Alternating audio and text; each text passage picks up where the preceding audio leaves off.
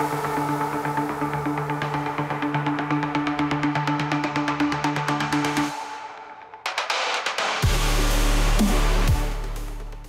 everyone, this is Kaniz Labuni and welcome to New Bangladesh and welcome to our new show রাজনীতির শতরঞ্জ।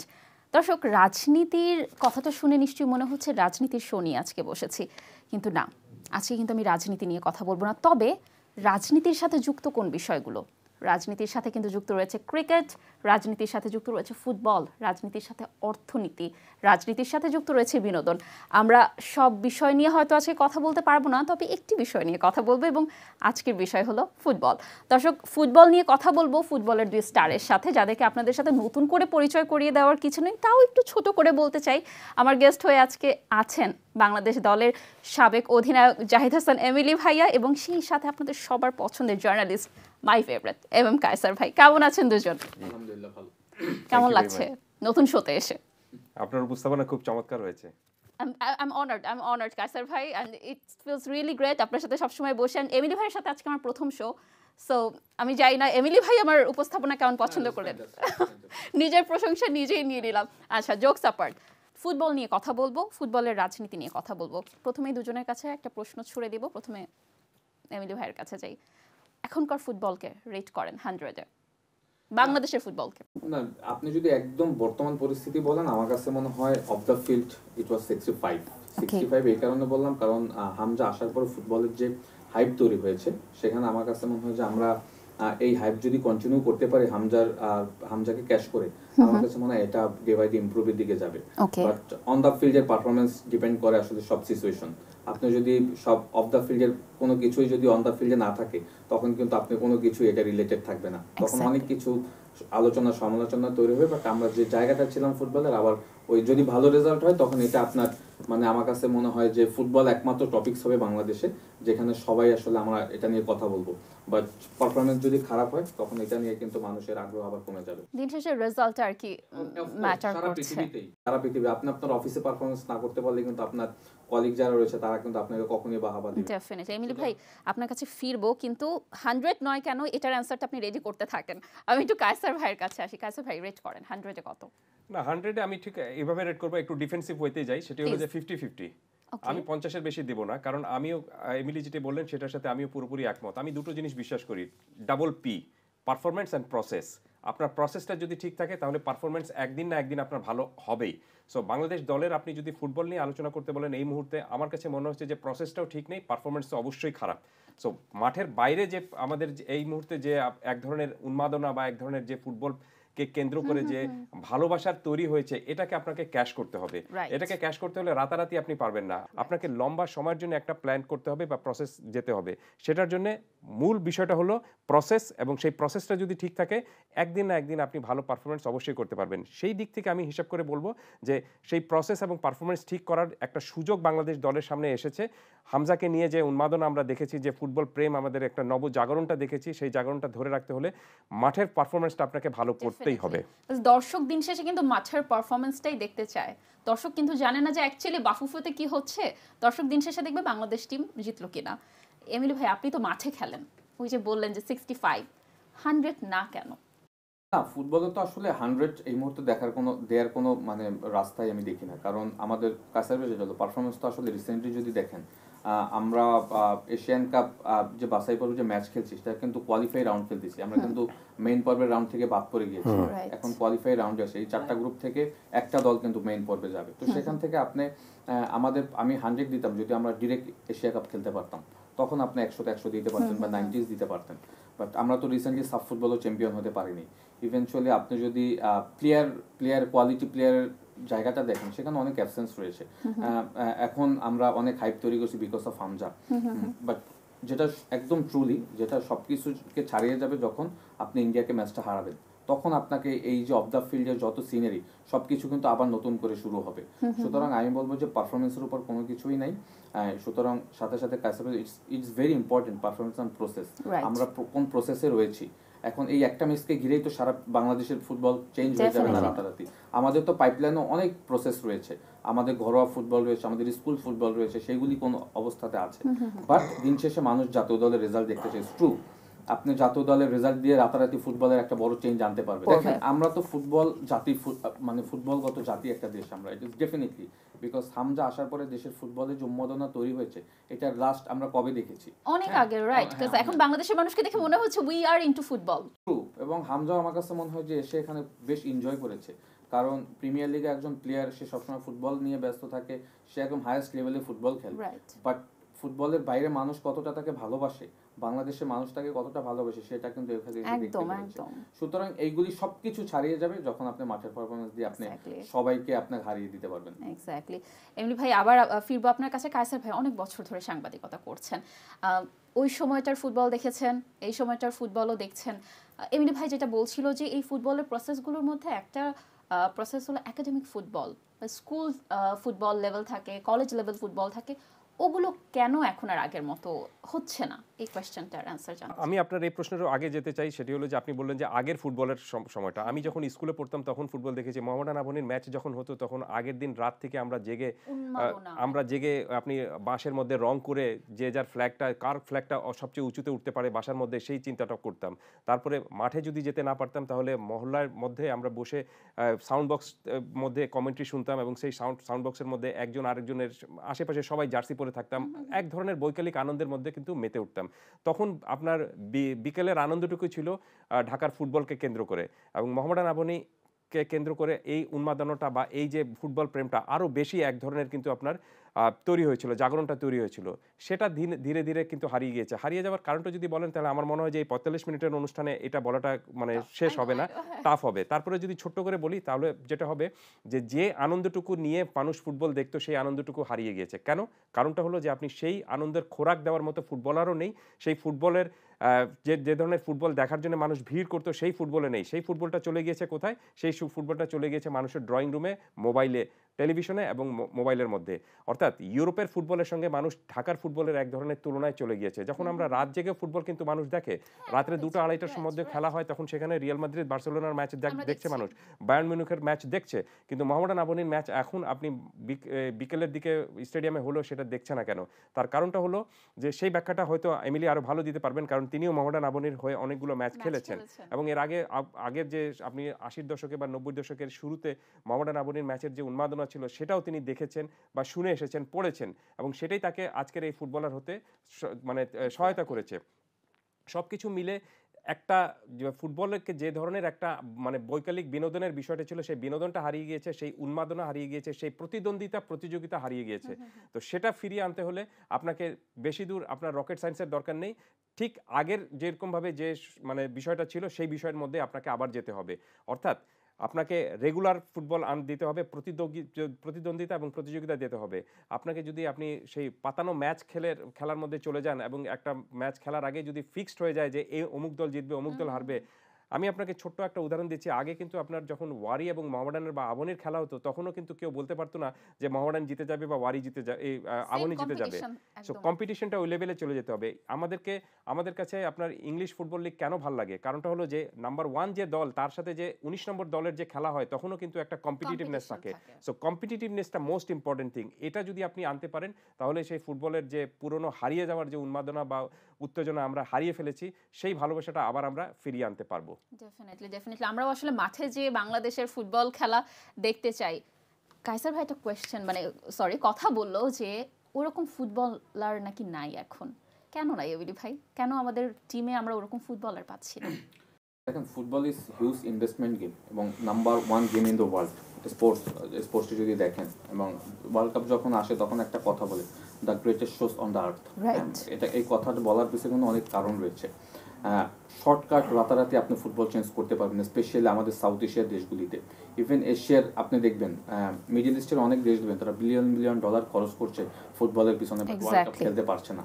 মানে it's true যে আপনার football culture জাতি হিসেবে তৈরি হতে হবে, আদারওয়াইজ আপনি বিশ্বকাপ খেলা, এশিয়া কাপ খেলা, আপনি কোয়ালিটি প্লেয়ার তৈরি করা, এটা আপনি রাতারাতি চেঞ্জ করতে পারবেন না। আমাদের এখানে যেটা হয় যে আমরা যে প্রসেসগুলিতে আগাচ্ছি সেখানে প্রত্যেকটা প্রসেসে রং ইনফরমেশন নিয়ে আমরা আগাচ্ছি। আপনি দেখেন আমরা যে গ্রাসরুট লেভেলটা যেটা নিয়ে কাজ করছি সেখানে আসলে প্রপার নার্সিং হচ্ছে কিনা, প্রপার প্লেয়াররা ট্রেনিং সেশন পাচ্ছে কিনা, কোয়ালিটি কোচ আছে কিনা, এগুলি কিন্তু আমরা কেউ খেয়াল করি না। যার কারণে কি হয়, জাতীয় দলে যখন আমরা খেলি তখন কোয়ালিটি প্লেয়ার থাকে না, ইন্ডিভিজুয়াল পারফরমেন্স থাকে না, যার কারণে আমরা মালদ্বীপের সাথে জিততে পারি না, রিসেন্টলি নেপালের সাথে হারি বা ভুটানের সাথে আমাদের ফাইট করতে হয়। এর কারণ হচ্ছে যে আমরা যে জাতীয় দল যেটা রয়েছে সেখানে আমাদের কিন্তু কোয়ালিটি প্লেয়ার নেই, এবং কোয়ালিটি প্লেয়ারটা কোত্থেকে আসবে সেই জায়গাগুলি। তাহলে খেলছে কারা এমনি ভাই? ডেফিনেটলি প্লেয়ার, জাতীয় দল তো একটা খেলতেই হবে, জাতীয় দল ঘরোয়া ফুটবলে যারা পারফর্ম করছে তারাই খেলছে। বাট আমার কথা হচ্ছে যে আপনি জাতীয় দল তখন পারফরমেন্স করবেন আপনার গ্রাসরুট লেভেল যখন একদম হাই লেভেলে স্টাফ থাকবে, হাইলি পলিশড হবে, আপনি কি সেটা বলতে চাচ্ছেন? ডেফিনেটলি এটা সারা পৃথিবীতে হচ্ছে, এবং আমাদের এখানে ভালো প্লেয়ার তৈরি হচ্ছে না বিকজ আমাদের ক্লাবগুলি একদমই প্রফেশনাল না। সারা পৃথিবীতে প্লেয়ার প্রডিউস করে ক্লাবগুলি, হ্যাঁ, আপনি যদি বার্সেলোনা দেখেন, রিয়াল মাদ্রিদ দেখেন, ম্যানচেস্টার ইউনাইটেড দেখেন, আপনি যদি আয়াক্স দেখেন, আপনি যদি দে আর ক্রিয়েটিং দ্য স্টারস, হ্যাঁ সারা পৃথিবীতেই। তো আমাদের এখানে কি হয়, আমাদের ক্লাবগুলিকে কিন্তু কোনো সেকেন্ড টিম নেই, কোনো একাডেমিক কোনো ব্যাকগ্রাউন্ড নেই, প্রত্যেক ক্লাব রেডিমেড প্লেয়ার পাচ্ছে, দলবদল করছে, খেলছে, সাকসেস পাচ্ছে, কেউ সাকসেস পাচ্ছে না, এভাবেই চলতেছে। বাট সারা পৃথিবীতে কিন্তু ক্লাব প্লেয়ার প্রডিউস করে এবং কোয়ালিটি প্লেয়ার, তো সেই জায়গাগুলি আমরা একদমই হাত দিইনি। এটা আরো 20 বছর আগে হলে হয়তো আমাদের এই অবস্থা থেকে আমরা বেরিয়ে আসতে পারতাম। স্পেশালি মোহামেডান এবং আবহানীর এখানে একটা বড় দায়িত্ব ছিল, তারা চাইলেই কিন্তু তারা প্লেয়ার তৈরি করতে পারতো, ওই প্লেয়ার দিয়ে তারা, কারণ বাংলাদেশের মানুষ এখনো কিন্তু মোহামেডানের আবহানের দিকে তাকিয়ে থাকে। আসলে এখন বসুন্ধরা যেটা শুরু করছে, তাদের হোম ভেন্যু তারা তৈরি করে ফেলছে, কিংস আরেনা রেডি করে ফেলছে, তারা একাডেমিক কাজগুলো আস্তে আস্তে শুরু করছে। 20 বছর আগে আপনি চিন্তা করেন যে যদি মোহামেডান আবহানী করতো, আমাদের ফুটবলের আমরা হয়তো আজকে এশিয়ানে থাকতে পারতাম, ডেফিনেটলি থাকতে পারতাম। তো আমার একটা কথা হতো যে আপনি যতদিন পর্যন্ত কোয়ালিটি প্লেয়ার তৈরি করতে না পারবেন ততদিন জাতীয় দল কখনোই সাকসেস হবেন না। হামজা চলে আসছে এই মুহূর্তে, Hamza is very very quality player এবং একদম পৃথিবীর হাইয়েস্ট লেভেলে খেলে। সুতরাং হামজার মতো যদি আপনি আরো 5 জন প্লেয়ার পেয়ে যান তখন কিন্তু একটা স্ট্রং জাতীয় দল হবে। বাট আমার কথা হচ্ছে যে আমরা এই হামজার মতো প্লেয়ার এখানে তৈরি করার চেষ্টা, এটাই আমাদের উইকনেস নাকি, যে আমরা কেন তৈরি করতে পারছি না? বাইরে থেকে তৈরি হয়ে আসছে আমাদের দলে হামজা খেলছে। আমাদের গ্রাসরুট লেভেলে আসলে কোচিং স্টাফ যারা, আমাদের ওই লেভেলটাতে আসলে আমরা কি ফ্যাসিলিটিস দিচ্ছি প্লেয়ারদেরকে, ওখানে আসলে প্রপার ট্রিটমেন্ট হচ্ছে কিনা। আপনি দেখেন বার্সেলোনার একাডেমিতে গেলে, বার্সেলোনার সেকেন্ড টিমে গেলে আপনি মানে অবাক হয়ে যাবেন, তাদের মেইন টিম যে ফ্যাসিলিটিস পায়, একাডেমির সেকেন্ড টিম সেম ফ্যাসিলিটিস নিয়ে বড় হয়। সুতরাং ওই প্লেয়ারটা কিন্তু ওখান থেকে কিন্তু মেন্টালিটি গ্রো আপ হয়ে কিন্তু তার মেইন টিমে আসে, তখন কিন্তু তার আর মেইন টিমে এসে কিন্তু তার সার্ভাইভ করতে হয় না। সুতরাং আমাদের এই দিকগুলি কিন্তু, কানিজ আমি এই প্রসঙ্গে একটা বলতে চাই, সেটি হলো যে এমিলি দুটো প্রসঙ্গ কথা বলেছেন, আমরা কেন পারছি না, এবং সেই পারছি নার মধ্যে তিনি একটা শব্দ উচ্চারণ করেছিলেন যে আমাদের স্পোর্টস ফুটবল কালচার। আমি আরেকটু বৃহৎভাবে বলতে চাই, আরেকটু বিস্তারিতভাবে বলতে চাই, শুধু ফুটবল কালচার না, স্পোর্টস কালচার।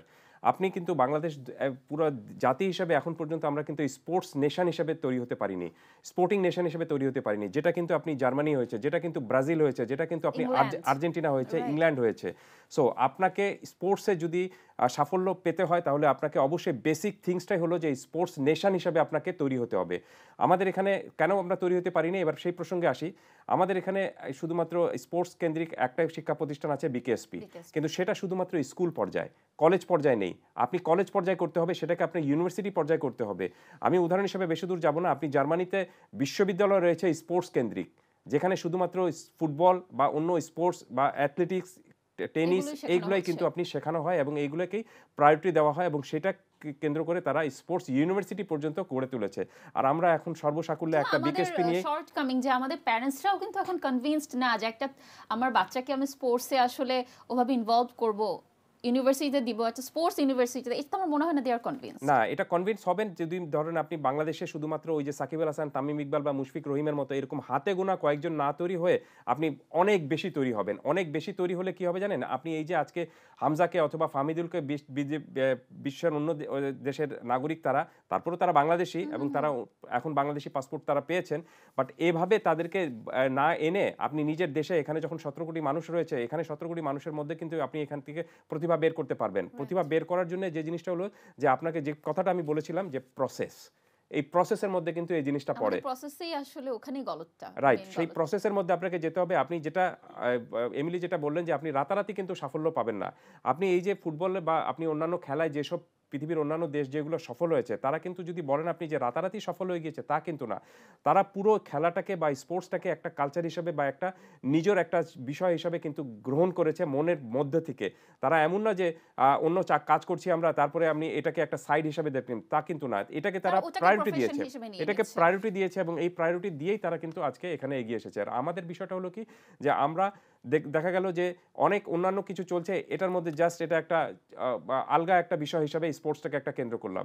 আমি উদাহরণ হিসাবে বেশি দূর যাব না, আপনি বাংলাদেশের যে আর্থসামাজিক পরিপ্রেক্ষিত সেখানে দেখবেন যে সরকারি যে ব্যবস্থাপনা, সেখানে দেখবেন যে আপনি স্পোর্টস কেন্দ্রিক যে মন্ত্রণালয় রয়েছে সেখানে এক অর্থে সেটাকে ডাম্পিং একটা মন্ত্রণালয় হিসেবে কিন্তু গ্রহণ করা হয় বা মানা হয়। এখানে কেউ আসলে মনে করা হবে যে অন্য জায়গায় বোধহয় কাজ করতে পারে না, এই কারণে তাকে এখানে নেওয়া হচ্ছে।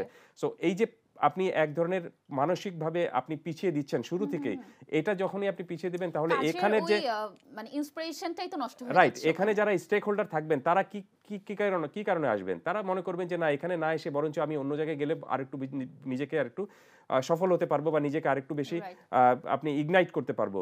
সো এই বিষয়টা প্রথমে আনতে হবে যে আপনাকে স্পোর্টিং নেশন হিসেবে আপনাকে তৈরি হতে হবে, এবং স্পোর্টিং নেশন হিসেবে তৈরি হতে হলে আপনাকে স্পোর্টস কালচার গড়ে তুলতে হবে। যে কালচার গড়ে তোলার সবচেয়ে বড় বিষয়টা হলো যে আপনাকে পুরো স্কুল, কলেজ, মাদ্রাসা, আপনি যত জায়গায় শিক্ষা প্রতিষ্ঠানগুলো আছে সেইগুলোতে আপনাকে স্পোর্টসটাকে প্রায়োরিটি দিতে হবে। শুধুমাত্র ওই যে বার্ষিক অনুষ্ঠান করে বার্ষিক ক্রীড়া প্রতিযোগিতা করলে বছরে একবার আপনি সেটা এগোতে পারবেন না। আপনাকে এখানে সাংবৎসরিকভাবে আপনাকে প্রতি মাসে অথবা আপনাকে স্পোর্টসটাকে পুরো ঠিক যেরকমভাবে আপনি পড়াশোনায় একটা কলেজ থেকে আরেকটা কলেজের যেরকমভাবে আপনার একটা প্রতিযোগিতা হয়, ঠিক তেমনভাবে কিন্তু আপনি স্পোর্টসেও কিন্তু এক ধরনের প্রতিযোগিতা করতে হবে, যেটা আগে ছিল এখন নেই। রাইট। কাসেম ভাই, আপনার কাছে আবার ফিরবো, আপনি একটু চিন্তা করতে থাকেন বাফুফেতে কি রাজনীতি হচ্ছে, এই প্রশ্ন কিন্তু আপনার কাছে আমি জিজ্ঞেস করবো এখন। এমনি ভাই, আপনি বলছিলেন যে প্লেয়ারদের তৈরি হওয়ার পেছনে অ্যাকচুয়ালি যে ইনভেস্টমেন্টটা দরকার আসলে ওটা হচ্ছে না প্রপারলি। আপনার লাইফ স্টোরিটা আমি একটু শুনতে চাই যে আপনি যখন খেলেছেন অ্যাজ আ প্লেয়ার কি কি বৈষম্যের শিকার হয়েছেন বাফুফের তরফ থেকে? বাফুফের তরফ থেকে বৈষম্য বলতে মানে যে ফ্যাসিলিটিসগুলি আসলে ইনশিওর করা উচিত ছিল, ওই ফ্যাসিলিটিসগুলির অনেক কিছু আমরা পাইনি, বঞ্চিত ছিলাম। স্পেশালি ইন্টারন্যাশনাল ম্যাচের আগে দেখা গেছে যে আমরা বাংলাদেশ ফুটবল ফেডারেশনের থেকে ক্যাম্প করেছি, যেটা একদমই কাম্য ছিল না। আমাদের থাকা উচিত ছিল 5 স্টার হোটেলে।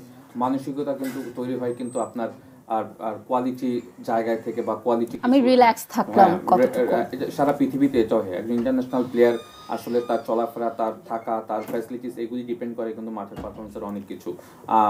আমার এখনো মনে আছে আমরা লেবাননের সাথে একটা ম্যাচ আমরা খেলতে গিয়েছিলাম বৈরুতে, লেবাননে এও ম্যাচ ওখানে খেলে আসার পর ওখানে আমরা 4 গোল কনসিড করেছিলাম। ওয়ার্ল্ড কাপ কোয়ালিফাই ম্যাচ ছিল। এখানে আসার পর ওই 4 গোল 2011 4 গোল খাওয়ার পরে তখন এখানে অফিসিয়ালরা চিন্তা করলো ওদেরকে 5 স্টার হোটেলে উঠানোর দরকার নাই, ফুটবল ফেডারেশনের যে 4 তলায় যে ক্যাম্প রয়েছে ওখানে উঠাই।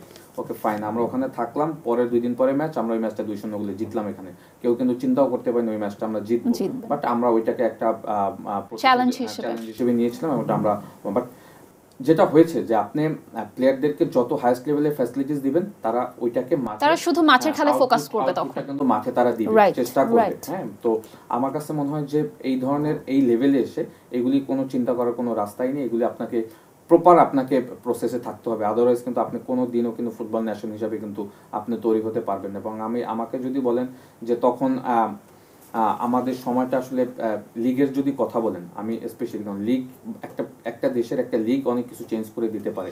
ঘরোয়া লিগ যেটা বললাম, আমাদের এখন এখানে যেটা হয়, আমাদের ঘরোয়া লিগটাও কিন্তু ঠিকঠাক মধ্যে মানে হচ্ছে না, পলিশ না। মানে প্লেয়াররা যে পারফর্ম করবে 2-1টা দল ছাড়া বাকি দলগুলি কিন্তু ওই স্ট্যান্ডার্ডের না। সুতরাং চ্যাম্পিয়নশিপ ফাইটেও কিন্তু আসলে দেখা যায় যে প্লেয়ারদের ভিতরে তেমন কোনো কম্পিটিশন থাকে না। It's very important. এবং আমার কাছে মনে হয় যে আমরা আমাদের সময় আপনি যে বৈষম্যের কথা বলেছেন, যে আমি কিছু জিনিস আমাকে মনে হয়েছে যে আমাদের এটা যদি 90s থেকে বা 2000 সালের পর থেকেও যদি এটা কন্টিনিউ হতো, আমার কাছে মানে আমরা এখন একটা স্ট্রং জাতীয় দল হিসেবে পরিণত থাকতাম। ইন্ডিয়ার সাথে খেলার আগে বা মালদ্বীপের সাথে খেলার আগে আমাদের ওই চিন্তাগুলি আসতো। It's like a national team facilities, কোন ফ্যাসিলিটিসগুলি একদম দিলেই না। তো ওইগুলো আমার কাছে মনে হয় এখনো জাতীয় দলে কিছুটা হলো আমার কাছে মনে হয় এখনো কি সেম জিনিসটা হচ্ছে। এখন আমার কাছে মনে হয় যে ফ্যাসিলিটিসের জায়গাটা কিছুটা ডেভেলপ হয়েছে। দেখেন এখন আমরা তখন ক্যাম্প করতাম হাইস্ট বিকেএসপিতে গিয়ে, হ্যাঁ, যদি ট্রেনিং ক্যাম্প করতাম 1 মাসের জন্য বিকেএসপিতে চলে যেতাম। বাট এখন কিন্তু দল সৌদি আরবিয়াতে ট্রেনিং ক্যাম্প করে, 5 স্টার হোটেল এখানে ইন্টারকন্টিনেন্টালে থেকে কিন্তু তারা ট্রেনিং ক্যাম্প করছে। এটা এর কারণে কিন্তু দেখবেন যে এখন যে প্লেয়াররা এখন যে ম্যাচটা খেলবে শিলং ইন্ডিয়ার সাথে, আমার কাছে মনে হয় যে এই ম্যাচটাতে প্লেয়াররাও রিয়ালাইজ করবে যে আমাদের বাংলাদেশ ফুটবল ফেডারেশন আমাদের এত ফ্যাসিলিটিস দিচ্ছে, আমাদের এখন কিন্তু আমাদের নিজেদের দায়িত্ব মাঠে পারফর্ম করা। সুতরাং এগুলি কিন্তু ওই দিক থেকে এগুলিতে আসে। আমার কাছে মনে হয় যে প্লেয়ারদের এখানে একটা বড় দায়িত্ব। দিন শেষে তো প্লেয়াররাই মাঠে পারফর্ম করে। এবং আপনি জানেন যে জাতীয় দলে পারফর্ম করলে আপনার ক্লাব ফুটবল আপনি কিন্তু আপনার মূল্যটা কিন্তু অনেক বেড়ে যাবে, নট অনলি বাংলাদেশ, সারা পৃথিবীতেই।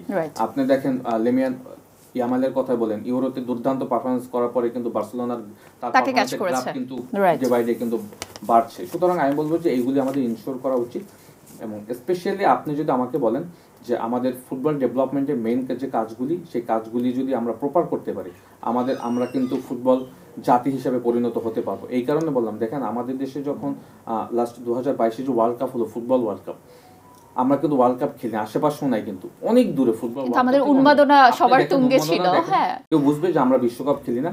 ইভেন্চুয়ালি ফুটবলের প্রতি এত ভালোবাসা থাকার পরও আমরা কেন খেলতে পারবো না, এটাই আমাদের রিগ্রেটের জায়গা রয়েছে। এবং আমি আবারও বলি যে হামজা আসার পরে ফুটবলের যে হাইপ তৈরি হয়েছে, এইটাকেই কিন্তু মাঠের পারফরমেন্স দিয়ে কিন্তু আমার কাছে মনে হয় যে আমরা জাতি হিসেবে আস্তে আস্তে পরিণত হতে পারবো। রিয়েলি হোপ সো এমিলি ভাই, রিয়েলি হোপ সো। কায়সার ভাই, যে প্রশ্নটা আপনাকে ছুড়ে গিয়েছিলাম একটু আগে, বাফুফের তরফ থেকে কখনো কি মনে হয়েছে যে আসলে বাফুফেতে রাজনীতি চলছে? না, রাজনীতি করেন এমন লোক তো বাফুফেতে আছেন। এর আগে আমরা দেখেছি যে সর্বোচ্চ পোস্টে ছিলেন আপনার যারা ছিলেন সভাপতি হিসেবে, যারা ছিলেন তারাও বাফুফের মানে আপনি বাংলাদেশের রাজনীতির সাথে সরাসরিভাবে জড়িত ছিলেন, এবং গত কমিটিতেও যারা ছিলেন তারাও অনেকে রাজনীতির সাথে জড়িত ছিলেন। এবারের যারা নির্বাচিত হয়ে এসেছেন তাদেরও অনেকে কিন্তু রাজনীতিতে রয়েছেন। ভালো কথা। আমার কথা হলো যে রাজনীতি আপনি করতেই পারেন, কিন্তু রাজনীতির সেই বিষয়টা এখানে আপনি ইনভলভ করবেন কিনা, বা রাজনীতির স্বার্থে আপনি ফুটবলকে ইউজ করবেন কিনা, আমার প্রশ্নটা সেখানেই, এবং আমার আপত্তিটা সেখানেই। আপনি রাজনীতি করতেই পারেন, আপনি রাজনীতি অবশ্যই করবেন, কারণ যে কোনো মানুষের রাজনীতি করার অধিকার বা তার রয়েছে, এবং যে কোনো দল করার অধিকার তার রয়েছে, কিন্তু বিষয়টা হলো যে সেই রাজনীতির স্বার্থটা আপনি এই ফুটবলকে ইউজ যাতে না করেন। ফুটবল আলাদা জিনিস। ফুটবল এখানে আমি মনে করি যে পৃথিবীর অন্যান্য দেশের ফুটবল ফেডারেশন যেভাবে চলে, বাংলাদেশকেও সেরকমভাবে সেই পজিশনে যাওয়াটা উচিত। এখানে দেখবেন একটা জিনিস, যে এখানে ফুটবল কর্মকর্তা হিসেবে যারা আসেন তারা মনে করেন যে এটা বোধহয় তাদের জন্য একবার নির্বাচিত হয়ে আসলে তারা মনে করেন যে ইয়েস উই গট ইট, আমরা এখান থেকে আর নড়বো না। এই জিনিসটা আমি মনে করি যে কোনো মতে করা উচিত না। Yes we got the power, এবং এখান থেকে আমরা নড়বো না, এবং অনেকে এটাকে নিজেদের বাপ দাদার সম্পত্তির মতো কিন্তু বানিয়ে ফেলেছেন, যে আমরা একবার আসলে আর বোধহয় এখান থেকে বেরোতে পারবো না। এই কারণে আপনি দেখবেন যে 15-20 বছর ধরেও কিন্তু আপনি ফুটবল ফেডারেশনে একই কর্মকর্তা রয়ে গিয়েছেন। কেন থাকবেন? কি কারণে থাকবেন? তারা যদি এতই যোগ্য হয়ে থাকেন, তাহলে তো ফুটবল আজকে ব্রাজিল আর্জেন্টিনার কাছাকাছি চলে। ফুটবলের কোনো উন্নতি করেছে? রাইট, আমি সেটাই বললাম যে তারা যদি এতই যোগ্য হয়ে থাকেন, তাহলে তো আজকে ব্রাজিল আর্জেন্টিনার কাছাকাছি আমাদের ফুটবলের র্যাঙ্কিং চলে যাওয়ার কথা ছিল। কই, তা তো যায়নি। তারা শুধুমাত্র নিজেদের স্বার্থের জন্য এই ফুটবলটাকে ইউজ যাতে না করতে পারেন, সেই সিদ্ধান্ত নেওয়ার সময় এখন এসে গিয়েছে। এই কারণে আমার মতামতটা হলো, বা আমার বিবেচনাবোধটা হলো, ফুটবল ফেডারেশনে যে কোনো কর্মকর্তা আসতে পারেন, অবশ্যই আসার অধিকার তার রয়েছে, কিন্তু একই পোস্টে একজন ব্যক্তি দুবারের বেশি যেন নির্বাচিত না হন। তাহলে দেখবেন আপনি নতুন মুখ আসবে, এবং আপনি নতুন প্রতিভা আসবে, এবং নতুন যারা অনেকে ফুটবল নিয়ে চিন্তাভাবনা করছেন বাইরে থেকে যারা রয়েছেন, তারাও এসে ফুটবল ফেডারেশনে এসে তাদের আপনার বিষয়গুলো এখানে ইমপ্লাই করতে পারবেন, এবং ফুটবলটাকে এগিয়ে নিয়ে যেতে পারবেন। কিন্তু যখনই আপনি দেখবেন যে কোনো একজন 20 বছর 15 বছর ধরে বসে রয়েছেন একই চেয়ারে একই গদিতে, এবং তারা নড়ার নামই করছেন না, তখন তারা মনে করবেন যে এটা বোধহয় আমার জায়গা সম্পত্তির মতো হয়ে গিয়েছে, এখান থেকে বোধহয় আমি নড়বো না। এই আইডিয়া থেকে আমি মনে করি যে বের হতে হবে। কাসা ভাই, আরেকটা প্রশ্ন রাখতে চাই, সেটা হলো রাজনীতির কথা যেহেতু আসলো, বাফুফে তো এরকমও নাকি শোনা যায় যে যখন ফুটবল টিমের প্লেয়ারদেরকে সিলেক্ট করা হচ্ছে, এখানেও নাকি বৈষম্য চলে আসে। কার ব্যাকগ্রাউন্ড কি, কে কোন দল করছে, এই বিষয়টা নিয়ে যদি একটু বলতেন। না, অভিযোগ যদি উঠেছে তাহলে আমি মনে করি যে এই অভিযোগের সত্যতা যাচাই করার বিষয়টা রয়েছে, এবং সত্যতা যাচাই কে করবে? সত্যতা যাচাই কিন্তু ফুটবল ফেডারেশন করবে। আপনি বাইরে থেকে আমরা ফেসবুকে কোনো একটা বিষয় নিয়ে আলোচনা করে বা অভিযোগ করেই কিন্তু ক্ষান্ত দিয়ে দিলাম, তা কিন্তু না। যেহেতু অভিযোগটা এসেছে, তাহলে আমি মনে করি যে বাংলাদেশ ফুটবল ফেডারেশনের এই বিষয়ে একটা ব্যাখ্যা এবং একটা সুন্দর স্টেটমেন্ট দেওয়ার প্রয়োজন রয়েছে। সেটা যদি ফুটবল ফেডারেশন দিতে পারে, তাহলে দেখবেন যে আপনি এই জটিলতাগুলো আসবে না। তবে কানিজ, আমি একটা জিনিস সবসময় বিশ্বাস করি যে ফুটবল ইজ আলটিমেটলি আপনি কোচেস গেম। কোচ এখানে মানে আলটিমেট দ্য বস। আপনি বাইরে থেকে আমার কাছে মনে হতে পারে যে অমুক খেলোয়াড়কে নিলে খুব ভালো হতো, বা অমুক প্ল্যানটা করলে খুব ভালো হতো, কিন্তু আপনি যখনই একজন কোচকে দায়িত্ব দিয়েছেন, তাকে সার্টেন পিরিয়ডের জন্য দায়িত্বটা দিয়েছেন, ততক্ষণ পর্যন্ত আমি মনে করি যে সেই ম্যাচ পর্যন্ত বা তার সেই মেয়াদ পর্যন্ত তার উপর আপনার আস্থাটুকু রাখতে হবে। তিনি ভুল করছেন কি ভালো করছেন বা খারাপ করছেন, এটা আপনি ইন দি মেইন পিরিয়ডে প্রশ্নটা না করে তিনি যখন তার সম্পর্কে আপনি সিদ্ধান্ত নিতে যাবেন, বা তাকে আপনার মনে হবে যে ইয়েস তাকে শ্যাক করা উচিত, সে পারছে না, সে পারফরমেন্স আমি যে কারণে এনেছিলাম সেটা সে সে পারছে না, তখন আপনি সেই জিনিসটা করতে পারেন। কিন্তু যখনই আপনি তাকে একটা দায়িত্ব দেবেন, জাস্ট আমি যদি এবারের প্রসঙ্গটাই বলি, এবারের যে দলটা গড়েছেন কোচ, সেই কোচের কিন্তু নিজস্ব কিছুটা প্ল্যান রয়েছে। নিশ্চিতভাবে তিনি কিন্তু একটা প্ল্যান করেই তারপরে একটা দল গঠন করেন। আমরা যতজনই তাকে যথেষ্ট স্বাধীনতা দেওয়া হয়েছে। রাইট, এবং সেই স্বাধীনতাটাকে দেওয়া হয়েছে, কিন্তু সেই স্বাধীনতা দিয়ে আপনি যদি তার কাছ থেকে সেই স্বাধীনতা কেড়ে নিতে চান, তখন তার মধ্যে একটা আলটিমেট প্রেসারে পড়ে যাবেন। এবার যে আপনার ফাহমিদুলকে কেন্দ্র করে যে ঘটনাটা ঘটেছে, যে তিনি তাকে সৌদি আরবে খেলিয়েছিলেন, কিন্তু তারপর তিনি দলে নেননি এবং সেখান থেকে তাকে ইতালি চলে যেতে বলেছেন। কারণটা হলো যে তিনি প্ল্যান করেছিলেন যে তাকে এই দলে তিনি রাখবেন না। তো দলে তিনি যেহেতু রাখবেন না, এই কারণে তাকে দলের সঙ্গে তিনি সফর করানোর পক্ষেও ছিলেন না। হয়তো পরবর্তীতে কোনো এক সময় তিনি তার প্ল্যানটুকু দিবেন।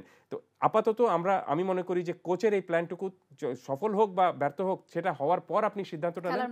কিন্তু তার আগে যদি আপনি সিদ্ধান্ত নেন, তাহলে কোচ যে প্ল্যানটা করেছেন, সেই প্ল্যানটা সফল করার আগে তিনি কিন্তু একটা আলটিমেট প্রেসারে পড়ে যাচ্ছেন। আপনি নিজের দলের হয়ে নিজের দেশের কোচকে যদি প্রেসারে রাখেন এরকমভাবে বাইরে থেকে, তখন আমার মনে হয় যে আপনি প্রতিপক্ষ আপনার উপর যে প্রেসার তৈরি করার বিষয়টা ছিল, তার আগে তো আপনি এই কোচের উপর প্রেসারটুকু তৈরি করছেন।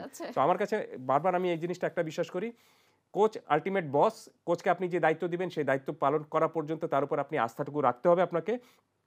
যদি তিনি ব্যর্থ হন, আপনার কাছে এভরি রাইট রয়েছে যে আপনি তাকে শ্যাক করতে পারবেন। কারণ বলাই হয়ে থাকে যে কোচকে নিয়োগ দেওয়া হয় শ্যাক করার জন্য। সো এটা সবসময় এই জিনিসটা মাথায় রাখতে হবে। এবং একজন ফুটবল কোচ কিন্তু সবসময় এটা ভেবেই থাকেন বা চিন্তা করে থাকেন যে কালকেই বোধহয় আমার চাকরিটা চলে যেতে পারে। কিন্তু চাকরিটা চলে যেতে পারে তার আগ পর্যন্ত, ম্যাচের আগ পর্যন্ত তাকে যেন একটা সফলভাবে বা স্বাধীনতা দেওয়া উচিত, যে তিনি যেন তার প্ল্যানটা সফল করতে পারেন, সেভাবে তাকে সেই স্বাধীনতাটুকু আমি অবশ্যই চাইতে দিতে হবে। যে কোচদের উপর যেন কোনো প্রেসারটা না পড়ে। আপনি যেটা বলেন এটাই যেন হয়, যদিও আমরা এদিক ওদিক থেকে অনেক কথাই শুনি কোচদের উপর অনেক প্রেসার থাকে ফুটবল প্লেয়ার সিলেক্ট করার ব্যাপারে। কাছে ভাই আবার ফিরবো আপনার কাছে একটু, আবার শুনি যে ভাইয়া হামজা আসার পর এত হাইপ, হামজাকে নিয়ে আমরা প্রচুর উন্মাদনায় মেতেছি। বাংলাদেশের কোনো প্লেয়ারকে নিয়ে, মানে যারা বাংলাদেশের ক্লাবে খেলছে বা বাংলাদেশ টিমে খেলছে, এরকম উন্মাদনা আমরা দেখি না। কিন্তু হামজা যখন আবার ইন্ডিয়াতে খেলতে গেল, হামজাকে কেন্দ্র করে ইন্ডিয়ান মিডিয়াও কিন্তু বেশ তারা হাইপ ওখানে দেখা যাচ্ছে যে তারা, কিন্তু প্র্যাকটিস সেশনের সময় দেখা গেল যে ইন্ডিয়ানরা আমাদেরকে খুব একটা সাপোর্ট দিচ্ছে না, সেটা লাইটিংয়ের ক্ষেত্রে হোক, ফিল্ডের ক্ষেত্রে হোক, এই জিনিসটা চলে এসেছে। এখানে কি কখনো মনে হয়েছে যে এখানেও পলিটিক্সটা কোনোভাবে কি ইনভলভড? এই ম্যাচটা ঘিরে আমার কাছে মনে হয় যে ইন্ডিয়া একটু অন্যভাবে ম্যাচটা দেখছে। কিভাবে দিচ্ছে এই কোশ্চেনটাই আপনি দেখেন, এর আগে যখন আমরা ইন্ডিয়াতে ম্যাচ খেলেছি, ইন্ডিয়া কখনোই এভাবে এরকম প্রেসার দেয়নি। রাইট। মানে বাট ইন্ডিয়া এবার আমার কাছে মানে they have big pressure. Specially যদি দেখেন, প্রেসার থাকলে যেটা হয়, সুনীল ছেত্রীর মতো একজন 40 বছর প্লেয়ারকে তাকে ব্যাক করাতে চাচ্ছে। তাদের স্ট্রাইকিং পজিশনে বড় একটা ল্যাকিংস রয়েছে। সুনীল ছেত্রী আসছে, তাদের যদি স্কোয়াড দেখেন, তারা লাস্ট 12 ম্যাচ কোনো উইন ছিল না। লাস্ট তারা মালদ্বীপের সাথে ম্যাচটা, তারা ফ্রেন্ডলি গেমটা জিতেছে। তাদের নতুন কোচ এসে 4 ম্যাচ খেলছে, 4 ম্যাচও কিন্তু একটা তো জিততে পারেনি। সুতরাং সবকিছু মিলেও দে হ্যাভ অলসো প্রেশার। আর যেটা হচ্ছে যে আপনি Hamza definitely, Hamza is a big name.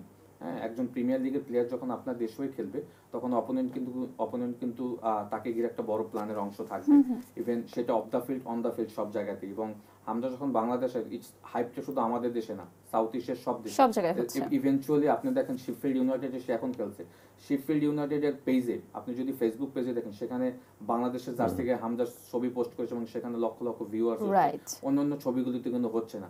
সবাই কিন্তু এখন এইগুলি ক্যাশ করার চেষ্টা করছে। বাট যেটা হয় যে ইভেনচুয়ালি আপনি যেটা বলছেন যে ইন্ডিয়ানরা যেটা করছে, তারা আমাদের ভেন্যুগুলি ঠিকঠাক দিচ্ছে না, তারা আমাদেরকে টার্ফের মাঠে খেলা ইনফ্যাক্ট টাকা দিয়েও প্র্যাকটিস করতে হয়েছে, আমাদের ভাড়া করে খেলতে হচ্ছে। এটা তো অবশ্যই তারা এরকম ট্রিট করবে, এটা আমরা আগে থেকেই জানতাম। বাট আমার কাছে মনে হয় যে এইগুলি এখন মাথায় নেওয়ার কোনো সুযোগই নেই। প্লেয়ার এখন পারফর্ম করার জন্য তাদের মেইন। আমার কোয়েশ্চেনটা আসলে এটা না এমিলি ভাই, আমার কোয়েশ্চেনটা হলো যে এটা কি পলিটিক্সের অংশ কোনোভাবে? না, এটা তো দেখেন, যেহেতু এশিয়ান কাপ বাসে, না, আই আন্ডারস্ট্যান্ড কম্পিটিশন আছে, কম্পিটিশন থাকবেই, কিন্তু আপনি একটা টিমকে আপনার দেশে আনার পরে তাকে আপনি খেলার প্র্যাকটিসের জন্য মাঠ দিচ্ছেন না, লাইট দিচ্ছেন না, তাকে এয়ারপোর্টে তার লাগেজ নিয়ে হ্যাসেল করা হচ্ছে, এটা তো কম্পিটিশনের পার্ট হতে পারে। দেখেন, এইটা ক্লাব ফুটবলে হোম অ্যান্ড অ্যাওয়ে ম্যাচগুলি তো হয়, ক্লাবগুলি দুষ্টামি করে, সারা পৃথিবীতেই হয়। আপনি বাজে গ্রাউন্ড দিবেন, হোম অ্যাডভান্টেজ দিবেন, সবকিছু করে। বাট ইন্টারন্যাশনাল ম্যাচে এটা করার কোনো সুযোগ নেই। রাইট, এখানে এশিয়ান অর্গানাইজেশন আছে, এফসির অর্গানাইজেশন, এখানে এফসি ম্যাচ কমিশনার থাকবে, তার আগে ম্যাচ ভেন্যু দেখবে এবং এখানে কিন্তু একটা শিডিউল থাকে যে ম্যাচের আগে কে কে কোন ভেন্যুতে ট্রেনিং সেশন করবে, কতক্ষণ ট্রেনিং সেশন করবে, ক্লোজ ডোর ট্রেনিং সেশন হবেন কিনা বা ওপেন হবেন কিনা, সব কিন্তু ফিক্সড থাকে। বাট আমি আই ডোন্ট নো যে এটা কেন হচ্ছে। আমার এক্সপেরিয়েন্স থেকে আমি কখনো আসলে এই ধরনের প্রবলেম ফেস করি। আমার এটাই কোশ্চেন ছিল যে আপনারা কিন্তু এটা ফেস করেননি, এটা কি নতুন কারণ বাংলাদেশ হওয়াতে আমরা ফেস করছি? না, নতুন বাংলাদেশের থেকে বড় ব্যাপার হলো ইন্ডিয়ানরা কিন্তু ম্যাচটা একটু অন্যভাবে নিচ্ছে। কারণ হামজা আসার পরে আমাদের টিমের স্ট্রেন্থ বেড়ে গিয়েছে। ইন্ডিয়ানরা এই মুহূর্তে ভালো অবস্থানে, বিকজ ওদের 5-6 জন প্লেয়ার আইএসএল এর ম্যাচগুলি খেলে ইনজুরি হয়েছে, সুতরাং তারা কিন্তু ব্যাকফুটে রয়েছে। সুতরাং আমাদেরকে ওরা চিন্তা করেছে যে এই ম্যাচটা হয়তো আমরা হারিয়ে দেবো, যার কারণে কিন্তু অফ দ্য ফিল্ড ওরা আমাদেরকে কিন্তু কিছু হেজিটেশনে ফেলে দিচ্ছে, যেটা আমাদের ম্যাচ পারফরমেন্সে হ্যাম্পার হতে পারে। বাট আমার কাছে আমি এই ইস্যুগুলিকে বড় করে দেখেন। আমি ওকে এমিলি ভাই, আমি আপনার কথাটাই নিলাম, যদিও আমার কোশ্চেনটা অন্যরকম ছিল। এমিলি ভাই বোধহয় একটু কাটিয়ে গেল আমার মনে হলো। কাটানোর থেকে মেইন ব্যাপার হলো যে এখানে পলিটিক্সের কোনো ইস্যু নাই। কারণ ইন্টারন্যাশনাল জায়গাতে আপনি পলিটিক্স করলে সেখানে কিন্তু ফিফা এফসি আপনাকে শাস্তি দিবে। আপনি যদি দুষ্টামি করেন সেটা কিন্তু শাস্তি ready. Now we really hope যদি এরকম কিছু হয়, শাস্তি রেডি হয়ে আছে। হ্যাঁ এক্স্যাক্টলি র‍্যাপ আপ করব, কিন্তু র‍্যাপ আপ করার আগে দুজনের কাছে একদম কমন একটা কোশ্চেন থাকবে, একটু কায়সার ভাইয়ের কাছে জানতে চাই, নতুন বাংলাদেশে নতুন ফুটবলকে কি রকম দেখতে চান? আমি সবসময় ফুটবলের কোনো একটা, আপনি ফুটবল কিন্তু টিম গেম, এখানে কোনো একজন ইন্ডিভিজুয়াল আপনার হয়তো একটা ম্যাচ আপনাকে জিতিয়ে দিতে পারে, একটা টুর্নামেন্ট জেতাতে পারবে না। একটা টুর্নামেন্ট যদি জিততে হয় আপনাকে, তাহলে অবশ্যই সেখানে কিন্তু পুরো দল হিসেবে খেলতে হবে। সো হামজাকে নিয়ে যে উন্মাদনাটা তৈরি হয়েছে, সেটা আমি মনে করি যে ফুটবলের নতুন প্রাণ সঞ্চার করেছে। কিন্তু ম্যাচ জিততে হলে আপনাকে পুরো 11 জনকে ভালো খেলতে হবে এবং দল হিসেবে। আর শুধুমাত্র কোনো একজন খেলোয়াড়কে প্রায়োরিটি দিয়ে আপনি ফুটবলকে বেশি দূর এগিয়ে নিয়ে যেতে পারবেন না। আপনাকে সিনক্রোনাইজেশন করতে হলে পুরো 11 জনের দলটাকে একটা ভালো মতো একটা কম্প্যাক্ট একটা দলে পরিণত করতে হবে। ফুটবল টিম গেম, এখানে কোনো একজন ইন্ডিভিজুয়ালকে শুধুমাত্র আপনি প্রায়োরিটি দিলে বেশি দূর যেতে পারবেন না। এই কারণে আমি সবসময় বিশ্বাস করি যে পুরো বাংলাদেশ দলটাকে এক ভালোবাসতে হবে, এবং হামজাকে ঠিক যেরকম ভাবে এখনকার মানুষজন ভালোবেসেছে, ফুটবল প্রেমীরা ভালোবেসেছে, ঠিক একই রকম ভাবে পুরো দলটাকে ভালোবাসতে হবে। রাইট, একটু এমিলি ভাইয়ের কাছে ছোট্ট করে শুনবো, কিরকম ভাবে দেখতে চাচ্ছেন নতুন ফুটবলকে, নতুন বাংলাদেশ? না, ডেফিনেটলি আমার কাছে মনে হয় যে বাংলাদেশের ফুটবলের যে হাইপ তৈরি হয়েছে এটাকে ক্যাচ করতে হবে আমাদেরকে। এখান থেকে যদি আপনি আবার ব্যাকফুটে চলে যান, তখন কিন্তু মানুষ কিন্তু আর ফুটবলের দিকে তেমন একটা আগ্রহ দেখাবে না। সুতরাং যেহেতু একটা হাইপ তৈরি হয়েছে, এটা মাঠের পারফরমেন্স দিয়ে, যেহেতু আমাদের সামনে অনেকগুলি ম্যাচ আছে, আমাদের সাফ ফুটবল রয়েছে, এশিয়ান কাপ, বাছাই পর্ব, আরো 4টা ম্যাচ আছে। এই ম্যাচগুলিতে যদি আমরা ভালো করতে, হোম আমাদের ম্যাচ রয়েছে সিঙ্গাপুরের সাথে, অনেক এক্সাইটিং ম্যাচ কিন্তু আমাদের এই বছর রয়েছে।